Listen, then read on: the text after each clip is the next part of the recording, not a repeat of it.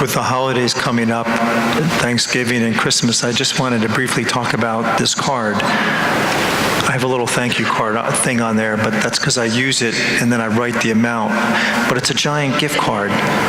It's a $100 gift card. I give $100. They give me this back.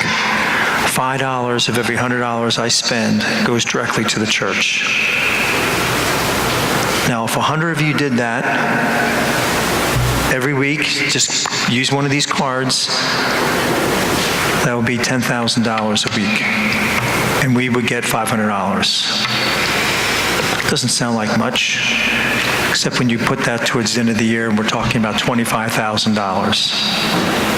That's a lot. That's a lot.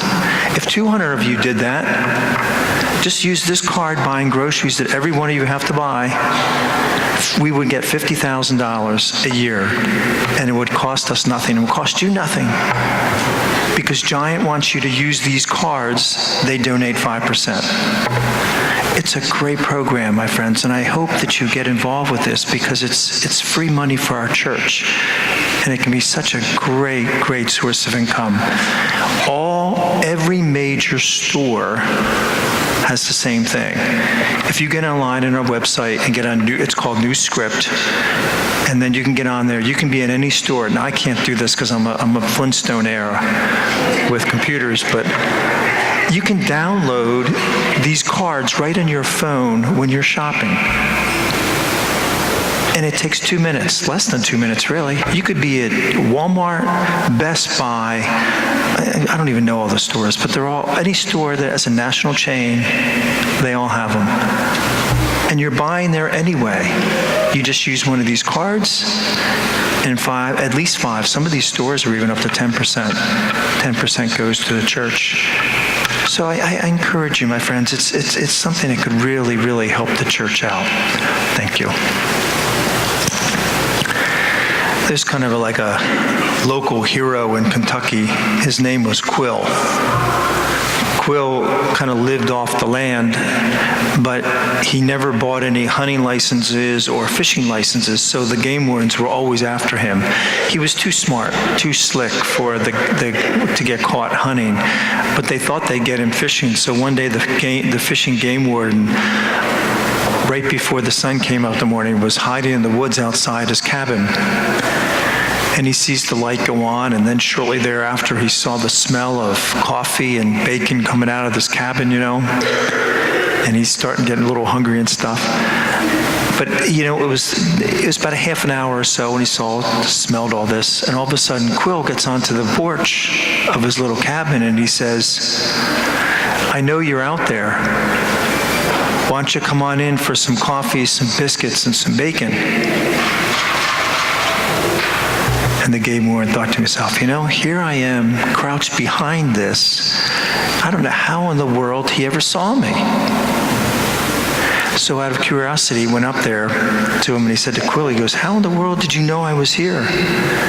He said, "I didn't. I had no idea. But every morning I do the same thing."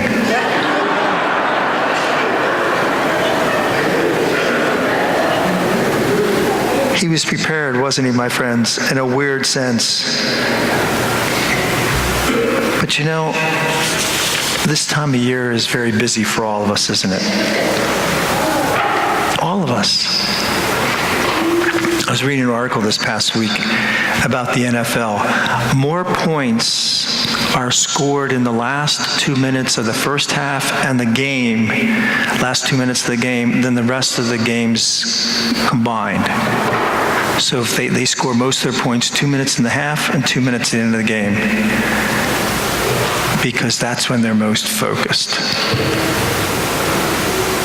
And that's what happens to us. We kind of get unfocused in life and lose focus of what's important in our life, don't we?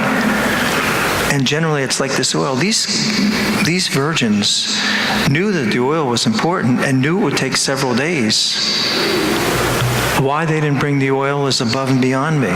They should have. They knew it was important. They knew what was going to happen. And just like us, during this time of year, we have to be very careful. We have a lot to do, a lot on our minds, being torn all over the place. So what do? We kind of take our spirituality and push it to the side. We don't have time to pray. We don't have, we're just barely making it to church. And then what happens to us? Get a little more crankier, get a little more irritable, and all our vices that we have start coming out. Because we forgot to bring our oil. We put it aside, don't we? Robert Runcie. Anyone ever hear of Robert Runcie?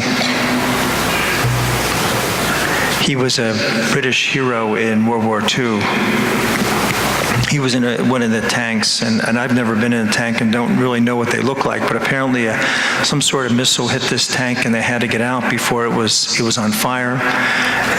And one of them was caught in the turret of the tank somehow. There's somebody that must sit up there and was caught up in there. They all got out except for him, and then he went back in and saved this, somehow pulled him out and saved him, and he became somewhat of a hero for doing that.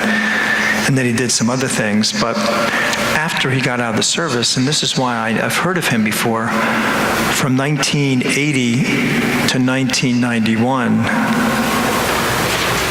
this man, Robert Runcie, was Archbishop of Canterbury. He went in to become priest for the Anglican Church and then became the Archbishop. And I knew him because I remember reading he met with Pope John Paul II trying to get the Anglican Church to merge with the Catholic Church. But his big thing was we always have to do the important things in life. And we can never forget them. And so today, my friends, and as we approach these very busy times of years, may we never forego the spirituality of our lives. God bless you.